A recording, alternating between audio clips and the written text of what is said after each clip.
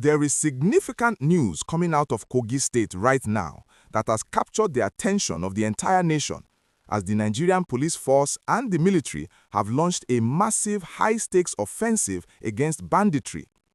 Over the last few days of January 2026, we have seen a dramatic escalation in security operations aimed at flushing out criminal elements that have been terrorizing the confluent state. The headlines are screaming about a major airstrike, and the details coming from the Kogi State Police Command confirm that this wasn't just a minor skirmish, but a full-scale assault. For months, residents in areas like Kabba-Bunu and Yagba have lived in fear, with reports of attacks on churches and daring kidnappings. Just recently, a family was snatched from Zango in Lokoja, though thankfully, an elderly woman and a child were later abandoned by the fleeing suspects. The pressure has been building, and it seems the security forces have finally decided to take the fight directly to the doorsteps of these bandits. The operation itself is a masterclass in modern joint task warfare, combining the raw power of ground troops with the surgical precision of the Nigerian Police Force Air Wing. According to the Police Public Relations Officer, CSP William Ovye Aya, this mission was executed with vigor, commitment, and utmost professionalism. Imagine the scene deep within the thick, uncharted forests of Kogi, helicopters hovering low over the canopy, identifying hidden enclaves that have served as launch pads for terror. In footage that has started circulating, you can actually see the moment these precision strikes hit their marks, with thick plumes of black smoke rising from burning camps as the bandit networks are literally dismantled from the air. This aerial bombardment provided the necessary cover for ground forces to move in and engage the remnants of these gangs. The results have been described as fruitful, with scores of bandits reportedly neutralized during the intense exchange. What makes this particular story even more gripping is the immediate aftermath of the airstrikes. After their camps were decimated, some of the surviving criminals attempted a desperate and daring retaliatory move. They tried to launch an attack on the Obajana operational base located near the massive Dangote cement plant. It was a high-risk gamble by the bandits, likely a pure act of desperation after losing their forest sanctuaries. However, the police were ready. A coordinated counter-drill was swiftly activated, and the assailants were not only repelled but significantly degraded.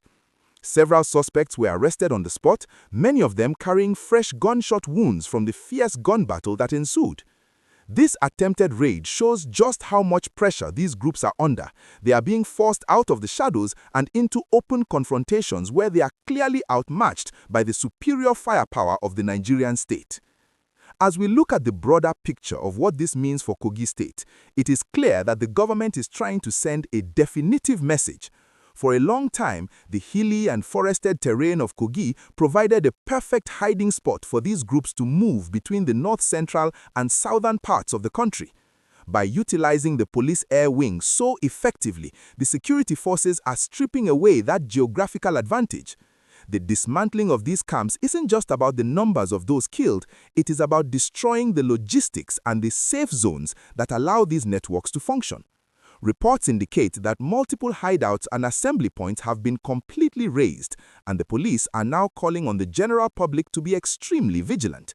They have issued a specific alert to hospitals and community members to watch out for individuals appearing with suspicious bullet wounds or injuries, as many bandits are believed to be hiding in local communities while trying to treat their wounds.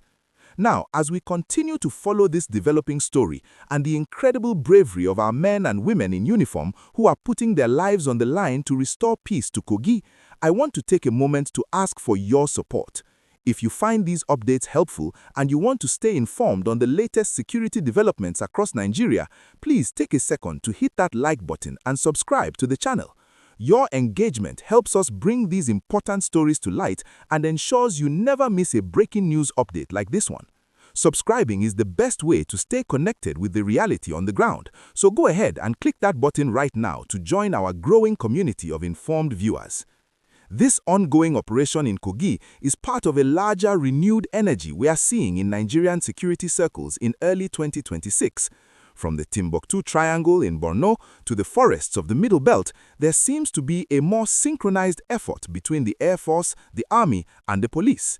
In Kogi specifically, the Assistant Inspector General of Police in charge of the special operation, AIG Aloyenu Idu, alongside the Commissioner of Police, Naziru Bello Kankarofi, have been on the front lines conducting on-the-spot assessments. They have been seen motivating the officers at the Obajana Base, urging them to maintain the momentum. The goal is simple: total clearance. The authorities are making it clear that security is a shared responsibility, and they have provided emergency control room numbers for anyone who sees anything out of the ordinary. It's a tense time, but there is a palpable sense of hope among the locals that these decisive airstrikes might finally signal the beginning of the end of banditry in the region. The sheer scale of the scores dead reported in these headlines reflects the intensity of the encounters. While the exact body count is often hard to verify in the immediate wake of forest operations, the destruction of the camps themselves is a major blow to the bandits' operational capacity. When a camp is bombed, they lose their food supplies, their ammunition dumps, and their communication gear. It forces them to flee into areas where they are much more vulnerable. The police have emphasized that they will not rest until the last of these criminal networks is dislodged from Kogi's forest corridors. We are watching a significant shift in strategy, where the police are not just reacting to crimes, but are proactively hunting down these groups in their most remote hideouts. It's a story of resilience, technology, and a hardline approach to national security that has the whole country talking.